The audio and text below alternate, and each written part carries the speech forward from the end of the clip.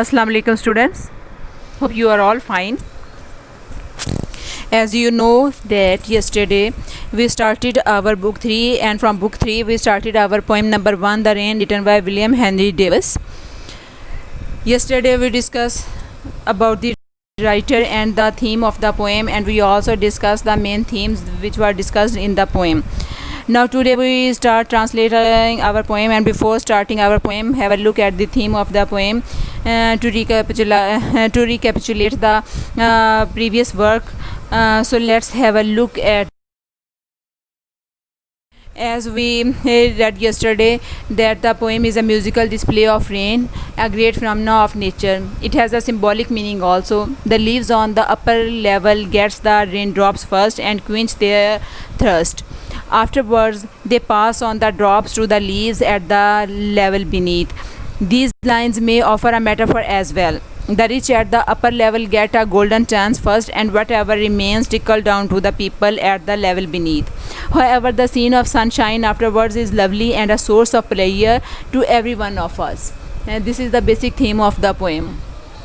And we can say that the favorite theme of the poet is nature and the hardships of the poor. So both these themes are discussed in this poem. So let's start our poem from stanza first. If we read our first stanza, it is I hear leaves drinking rain, I hear rich leaves on top, giving the poor beneath, drop after drop.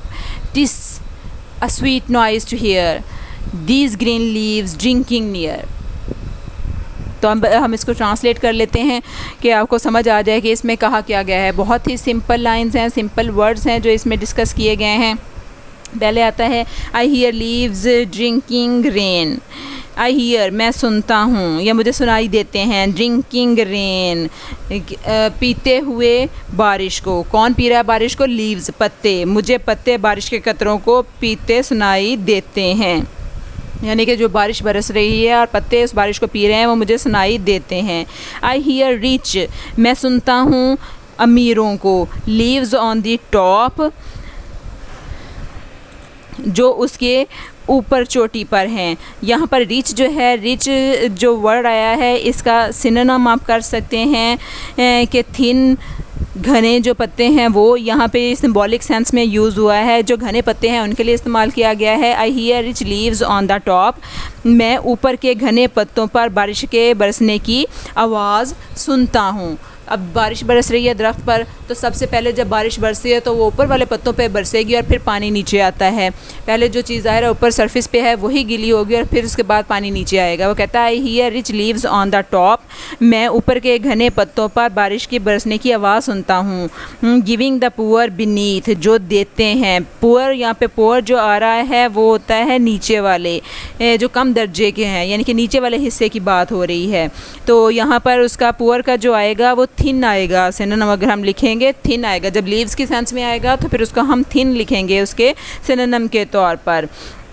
तो वो कहता है कि giving the poor beneath वो जो नीचे कम घने पत्तों पर टपकाते हैं, देते हैं या कम घने पत्तों को देते हैं. ड्रॉप आफ्टर ड्रॉप बूंद बूंद पानी या कतरा कतरा करके पानी. वो कहता है कि मुझे पत्ते बारिश के पानी को पीते सुनाई देते हैं जो कि ऊपर घने पत्तों पर मैं बारिश के बरसने की आवाज़ सुनता हूँ और वो निचले जो पत्ते हैं कम घने पत्ते हैं वहाँ पर बूंद बूंद पानी टपकाते हैं या कतरा कतरा पानी टपकाते हैं.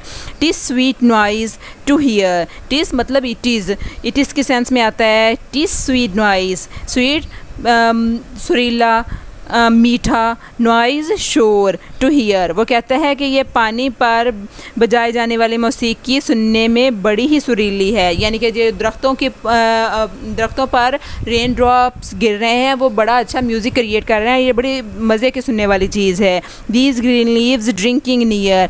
करीब ही है कि इन सब्ज़ शदा पत्तों पर बारिश बरसे. These green leaves drinking near. और ये जल्द ही ये जो पत्ते हैं ये इस पानी को पिएंगे. यहाँ पे स्वीट नॉइज़ जो है म्यूज़िक के सेंस में आ रहा है. बीनीथ नीचे वाले, बिलो. तो वो कहता है कि मुझे जो है बारिश बरसती है, मैं इनकी आवाज़ सुनता हूँ। जो ऊपर वाले पत्ते हैं वो पानी पी रहे हैं और जो नीचे वाले पत्ते हैं जो कम घने हैं वहाँ पर कतरा कतरा करके पानी पहुँच रहा है। और यहाँ पर अगर इसका सिंबॉलिक मीनिंग देखें तो वो यहाँ पर सिंबॉलिक मीनिंग ये है, वो कहता है कि जो ऊपर वाले पत्ते हैं वो सिम्बलाइज़ करते हैं, वो सिंबल हैं अमीर लोगों का, और जो लोअर लीव्स हैं, थिन लीव्स जिसको उसने कहा है, नीचे वाले पत्ते, वो पुअर पीपल हैं। वो कहता है कि जब कोई फैसिलिटीज़ मिलती हैं किसी को तो वो ऊपर वाले तबके को मिलती हैं, और वो ऊपर वाला तबका जब वो फैसिलिटीज़ ले लेता है उसमें जो बची कुछ फैसिलिटीज़ या किसी किस्म की भी फेवर्स होती हैं वो फिर गरीबों को दी जाती हैं।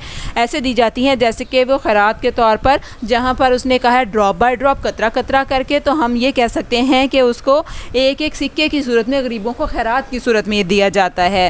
वो कहते हैं कि लेकिन जब ये बारिश बरसती है तो ये बड़ा स्वीट म्यूज़िक बरसाती है। हम ये कह सकते हैं कि जब ये फेवर्स या किसी किस्म की कोई फेवर मिलती है या कोई चीज़ मिलती है कोई रिच पीपल को, जो हमारे अपर सोसाइटी है उसको, तो एक बंदे को होप होती है कि यकीनन गरीबों तक भी पहुंचेगी और वो सुनने में चीज़ बड़ी अच्छी लगती है, जैसे बारिश की आवाज़ बड़ी अच्छी लगती है।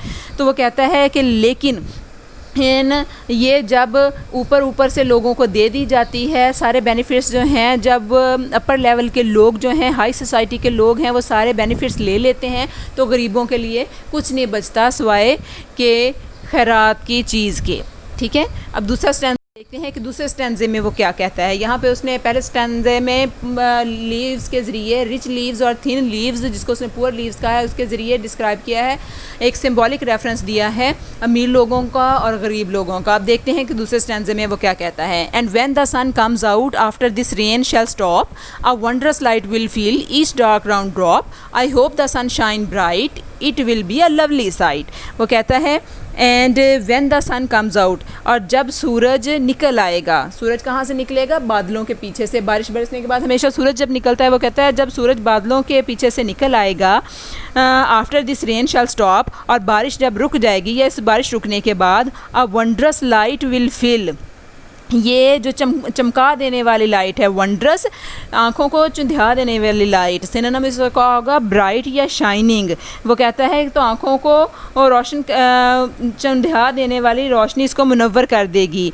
ईच डार्क राउंड ड्रॉप, हर बेनूर गोल कतरे को। I hope the sun shines bright, मैं उम्मीद करता हूँ कि सूरज खूब चमकेगा।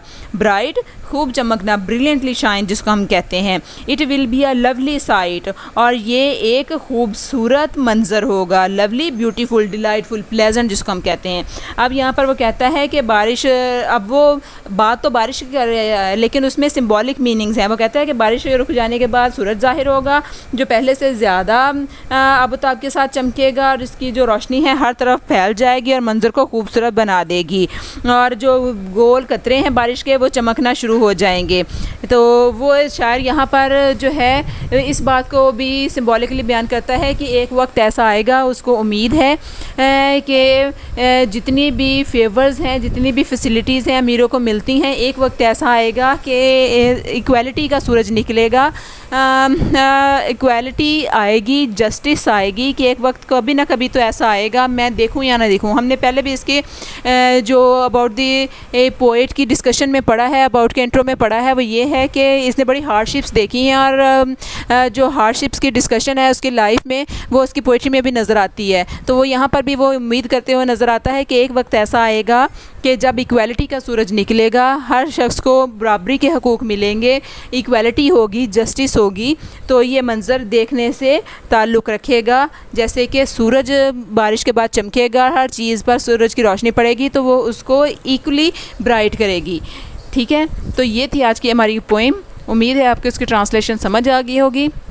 अगले नेक्स्ट लेक्चर में हम इसकी reference to context and explanation करेंगे। तब तक के लिए अल्लाह हाफिज़।